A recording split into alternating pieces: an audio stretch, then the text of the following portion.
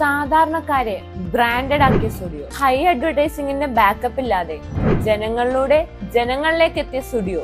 Fashion meats budget എന്ന സ്ട്രാറ്റജിയിലൂടെ വില കൂടിയ ബ്രാൻഡുകൾ വാണിരുന്ന ഫാഷൻ ലോകത്തേക്ക് ഇന്ത്യൻ മിഡിൽ ക്ലാസിനെ കൈപിടിച്ചു കൊണ്ടുവന്ന സ്റ്റുഡിയോ. 2025 അവസാനത്തോടെ ഇന്ത്യയിൽ മാത്രം 700ഓളം സ്റ്റോറുകൾ എന്ന വലിയ ലക്ഷ്യത്തിന്റെ തൊട്ടടുത്തെത്തിയിരിക്കുകയാണ് ടാറ്റയുടെ സ്വന്തം സ്റ്റുഡിയോ. സ്റ്റുഡിയോ എന്ന ബ്രാൻഡിന്റെ വളർച്ചയുടെ കഥ വല്ലാത്തൊരു കഥയാണ്. ഫാഷനിലോ ക്വാളിറ്റിയിലോ വിട്ടുവീഴ്ച ചെയ്യാതെയുള്ള അഫോർഡബിൾ പ്രൈസിംഗ്.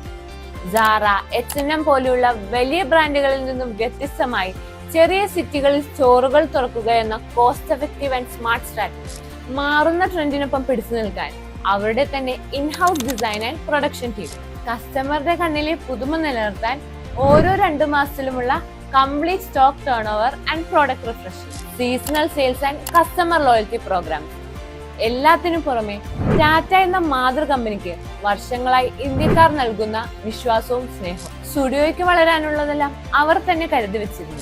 ഇനിയൊരു സ്റ്റുഡിയോ സ്റ്റോറിൽ പോകുമ്പോൾ 90 രൂപ മുതൽ ഇവരെങ്ങനെ ഫാഷൻ വിൽക്കുന്നു എന്ന് ആലോചിച്ച് തല പുകിക്കണ്ട. The name is Studio and they have a strategy.